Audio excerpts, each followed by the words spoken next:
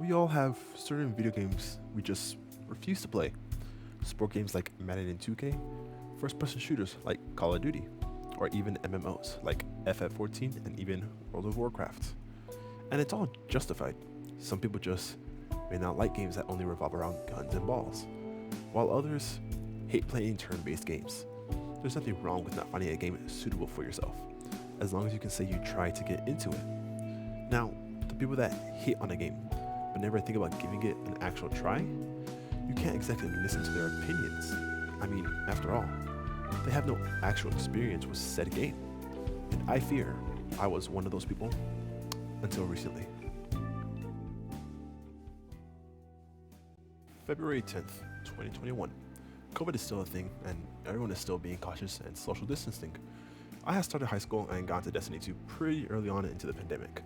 I was stuck home 24/7, so all I really ever did was grind my life into this game. But one day I was a little burned out and decided to scroll online for a little bit. While on Twitter, I'm greeted with a pretty convoluted feed. I see a petite man with green hair, and I'd be stupid to lie and say this character didn't catch my eye. I mean, he had the same Japanese voice as Kirito and Bell, plus I ended up taking a liking to his character design, honestly. So I did what any sane man would and did some digging into this character to find out what game they're from. I decided to search up what the character looked like and go on from there. I didn't see the character in any of the searches, so I saw a character that reminded me of like the game's style and clicked on them. And underneath them, I found my man. And when looking at the link, it said Zhao Genshin Impact. And so, I found the game I was looking for. It looked breathtaking, having an open world with different regions to explore and many characters you can unlock. And I was quick to try and download it on my phone. Oh, I have no storage. Let me get it on my Xbox. It's only on PlayStation. That's fine. I also own a Switch.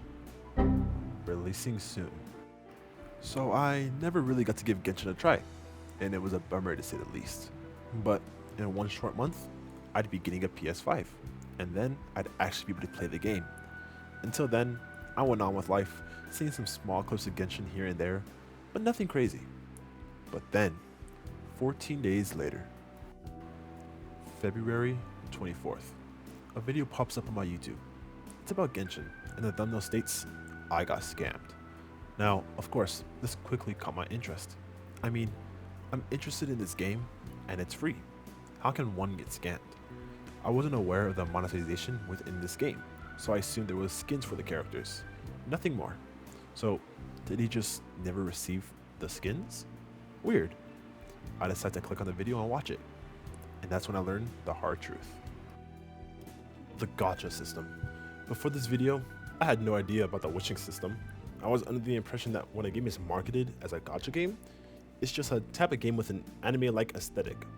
I mean, there's gacha games like 7 Deadly Sins and Fate. I thought all the characters I saw in Genshin were earnable throughout the story. So learning of this system, which is practically a gambling system, was in this game, and was predatory at that, put a huge sour taste in my mouth.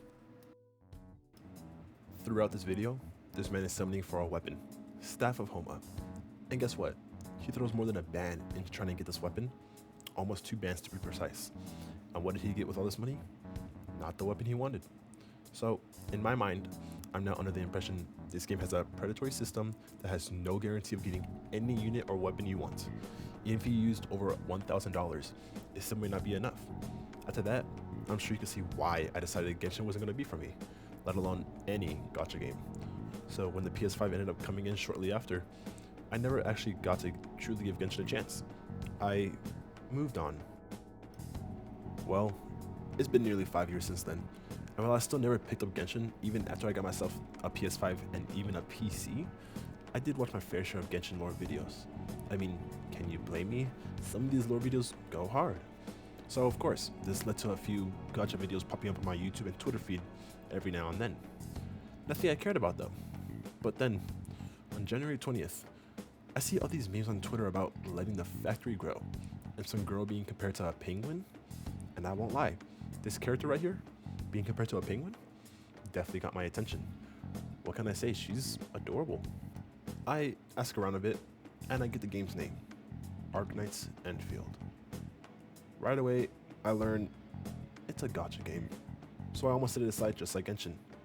But one thing made me stay, the factory. Now, I have no engineering degree, nor have I played games like Satisfactory before. But man, something about this factory was just calling my name. I was telling myself, no, I ain't gonna play this type of game. Why would I allow myself to give it a chance if it's a gacha? But something hit me. In the last 11 months, I gave games I thought I'd never play an actual chance. Persona 5 and 3, Devil May Cry, even Hollow Knight. And man, to say I enjoyed every one of those games would be an understatement. They were all perfection. All of them sitting in my top games of all time. So why shouldn't I give this game a try? Yeah, it's a gacha game, and it's going to instantly lose points in my book for that. But I can't judge solely based off that one fact. So after some inner conflict, I give in. I download the game and decide to give it maybe an hour, see how I feel about it, and then truly have an input on this game. Honestly, I didn't even expect myself to play it ever again once I logged off for the day. So I launch it, expecting just that singular hour I told myself. But now, I probably have over 75 hours within the first week of the game's release. One of the first things you notice when starting a game is most definitely the world. Even when it's not an open world game, you're still going around this place, traversing it. You wouldn't call The Last of Us or even God of War an open world game, but you most definitely are glimpsing the area around you. Everyone who's played these games enjoy the world around them when playing. If it's bland or empty, you're not going to enjoy it. So if it didn't match the atmosphere of the game, it throws off your immersion. So naturally, the first thing I noticed was the world around me right after I chose my character. It was snowy, mountains falling apart everywhere around me. It caught my interest right away. I mean, seeing a beautiful place fall apart, how would I not be intrigued and ask how we got here? As you continue, you set foot onto a spaceship, and it looks amazing. It has a good amount of NPCs just walking around, making it feel lively. But you can tell it is just a hub area of sorts as you leave pretty early on. Valley 4, the first region you get to truly explore. It's just alright. I felt more intrigued and captured by the snowy area we first walked into, but that's not to say Valley 4 doesn't have any interesting areas. The Quarry is an area in Valley 4 at the bottom right. I don't believe this area is required when going through the main mission, so it's absolutely possible to miss it if you just try to speedrun the game's story. The thing I like about this area is the fact that to explore any of it, you're required to operate a crane. There's also spots where you operate mini cranes in order to traverse a little further into one side of this area. It may not be the best, and I can absolutely understand why some people despise this place, but it just makes the quarry feel like a construction area. It fits the theme of the area. Is it spectacular? Eye-catching? No, not really, but it stood out to me more than other areas did in Valley 4. Did the power plateau look cool? I mean, it also somewhat stood out to me, but man, it just feels like Valley 4 is a grassy area, nothing more than that. It really let me down as a first real region, but as you continue on the main story, you unlocked Wuling, which is the second main region of this game. And man, when I tell you this is a region that grabs your attention, I'm not exaggerating. You can tell this region is based off China. It naturally just gives off those vibes, and they knocked it out the park. The atmosphere is so warm here, whether you're in the city or near the lakes and swamps. It isn't just another grassy area like Valley 4 is. When you first enter Wuling, you are greeted by a nice foresty area. A little further in, there's a swamp, and you had to ride a boat to get across. It rains in this area for a while too, and may I say, it just adds to this area's aesthetic. And man, it's absolutely beautiful. A little later, you enter Wuling City, and it's majestic. There's people everywhere. and I feel truly immersed in the game at this point. People walking around everywhere and talking, it feels like a true city. If Valley 4 was like Wuling at all, it would have grabbed my attention way sooner. This is a region that we need from now on. This is the blueprint for future areas in this game. I will say, if we are truly trying to find downsides to this region, from an architectural viewpoint, it's atrocious. At least the city. You can only notice this when exploring the city for chests and such, but it's definitely there. But honestly, this doesn't bother me. Whether it was intentional or not, it actually fits the character who built the city very well. Zhuang Fangyi. Sorry if I butchered her name. She's introduced while you get through the main story, and right away, the first thing you see, she can fly. So maybe when having the city built, she didn't take into consideration that many can't actually fly. Was this on purpose by the developers of Enfield? Who knows, but this is a little headcanon that makes it somewhat funny when thinking of all this. I honestly wasn't enjoying Valley 4 too much when exploring, but I always look forward to exploring more of Wuling whenever I decide to log in for the day. But what else grabbed my attention when playing Enfield? Honestly, it has to be If there's one thing you can compare this game's combat to, it would be Xenoblade. Well, supposedly. I have no experience with that game as of yet, but I've constantly heard this comparison online, and if this is even remotely true, I may need to give Xenoblade a try. Because man, when I say Arknights Endfield combat is amazing, I still feel like I'm undermining it. When first starting the game, it'll prompt you on how to fight. It's really simple, honestly. You kind of just hold down left click. As you hold it, your character will proceed to do a basic attack sequence on the enemy, and the final hit will add stagger to the enemy. It seemed boring at first. Even when adding skills, it just felt bland. I mean, each character only has one skill, so it doesn't feel like you're doing much. But the tutorial honestly feels like a trick, because once you get to Valley 4 and unlock Perlica, you learn how to do combos. At first, it's alright. You see, when you finish a basic attack, Perlica will then do her own combo, which does some damage, nothing much. But then, when any character on your team does a combo, Endman will proceed to do one of her own combos. This is small, just showing a little chemistry between these two characters. It honestly wasn't anything special to me at first. Shortly after though, when I was allowed to add any characters I unlocked onto my team, the whole combat system felt amazing. When Perlica would do her combo, it would do some nice damage but nothing major. Well, that's not the case for most characters. The combat and combos can actually go really into depth here. Some combos, like Levitains, will trigger when a corrosion or combustion is applied to any enemy on the field.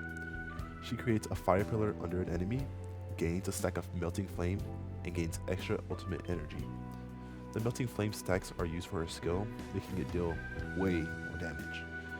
That's way different than a simple combo that just does some damage, like Perlica. Now, go to Ardelia. Her combo will trigger when you finish an attack sequence on any enemy with no art infliction. She launches one of her sheeps at the enemy applying corrosion. Pair this with her skill right afterwards, and you can create an art susceptibility. But wait, she can trigger corrosion just with her combo? So, if you attack an enemy and use Ardelia's combo, the enemy now has corrosion. Since the enemy has corrosion, you can then use Levitain's combo, doing some good damage and giving her some ultimate energy and a stack of melting flame buff. Then you can use Ardelia's skill to consume the corrosion and apply art susceptibility, meaning Levitain can do more damage to the enemy. See the idea here? Combos add so much more to the combat. It really goes into depth when you put your mind to it. And all of this was with just 2 characters. Your team typically consists of 4 units. So there's a lot more to think of when you actually have a full team. So while there's not many buttons you're typically pressing, you're actually doing a lot more than you would initially think. There's so much more to do with the combat that I haven't actually explained yet, like staggering, finisher attacks, and more. But one other thing I appreciate about this combat system is very small, but I truly find it entertaining and cute. Your whole team is on the field at the same time. You will always see your team with you, whether it be during combat, where they attack alongside you doing some basic attacks, or when you're mining for ore, where they also attack the ores and even pick it up for you. This is pretty small, but I love it. One other thing they actually do is, above their head, they make little emoticons, prompting you to follow them, and then they show you some hidden chests you might not have found originally by yourself. These are all nothing big, they don't affect anything too much with this game, but it makes it a lot better in my opinion. On the topic of characters though, let's get into the juicy bit. Before I go over the gacha system in Arknights Endfield, I think it's important to clarify how I thought a gacha system worked. If you can recall, in the beginning of this video when I learned about the gacha system in Genshin, it was through a YouTube video of a man pulling for a weapon and never getting it, even after blowing over $1,000. This was all I saw from the gacha, so in my eyes I was under the impression there was no sort of pity system within a gacha. You can blow a massive amount of money and lose all of it without once getting what you want if you were really that unlucky. Literally just gambling. This was why I was so hesitant to ever play games like Genshin, Wuwa, and even Arknights. Well, to a very welcome surprise, I was wrong. After completing the main introduction to the game, you unlock the summoning system. The system that I feared the most when starting the game. But when I open the banner, on the far right of my eye, I see remnants of a pity system. 10 more attempts for a 5-star. 80 more attempts for a 6-star, and then highlighted in yellow, once only, 120 attempts to guarantee, right under the limited character. It was in fact a pity system. You are very much able to guarantee yourself a character you want, as long as you save. To many of you guys, this may not seem game changing. You're probably used to this in all of your gacha games. To me though, someone who was under the impression that there wasn't any pity system, any guarantees of getting what you want in these games. This was crazy. So you mean to tell me that I never gave any of these games a chance because of a misunderstanding of a game system? I understood the gacha system wrong? It was crazy to me. Maybe I could truly get into this genre someday. Maybe I could actually give Genshin a try. Maybe I can give Wuling a try. But all this is going off topic. This was just to show how surprised I was seeing everything I was wrong about. The one thing I was judging this game on heavily was actually something I didn't need to worry too much about. So, how is the system put in place within Arknights Endfield? Within the game, you unlock a currency called orbitals. 500 of these equals 1 summon. So 5,000 equals 10 summons. I'm amazing at math, I know. So, you're guaranteed a 5-star within every 10 pulls. For a 6-star, you're guaranteed one by your 80th pull. But it's a 50-50 between a standard banner 6-star and a limited character. If you lose the 50-50, you are still guaranteed the limited character at your 120th pull. Here's where it gets a little difficult for some people to understand the pity. The 120th pull pity doesn't roll over to the next banner, only the 80th pull pity. So if you summon 100 times and had lost your 50-50 earlier, and the next banner comes online, your 6-star pity will be sitting at 60, but it's still going to be a 50-50. The 120th pull pity does not roll over, so your guarantee on the limited character is reset back to 120. In technical terms, if you only summon about 90 times every banner, you are never guaranteed the limited character. You could, in all sense, go 6 banners in a row and only ever get the standard 6-star character. If you're incredibly unlucky at least. So, this system rewards people who save their summons over those who just pull whenever they can. Of course, this could be good to some people and bad to others. It's subjective. From what I understand, supposedly in other games, there is no 120th summon pity. It's always at 90 summons, and it's always 50-50. If you lose the 50-50, Your next 5 star is guaranteed to be the limited character, and this does roll over to the next banner. So some people prefer this system over the Arknights Endfield system. I believe this is a system within Genshin and Uwa, correct me if I'm wrong. Honestly, it's preference. Neither is technically better than the other, because at the end of the day, you're still gambling. It just depends on what type of player you are. Are you one that saves, or one that likes to pull whenever they can? I do like the Arknights system better though, personally. But alongside the character summons, there are also weapon summons. I've heard in other games, the weapon banner works as the same as the character banner, so it uses the same currency as the character banner. So you typically have to choose between the weapon or the character if you're not saving or wasting money. But in this game, it's completely different. You don't use the orbital's currency to pull for weapons. Instead, you get the weapon banner currency by summoning on the character banner. That is the only way to obtain this currency. Well, besides buying some of the credits, but it's so minimal, it practically makes no difference. Unlike the character banner, you can't do single pulls, you can only do 10 pulls.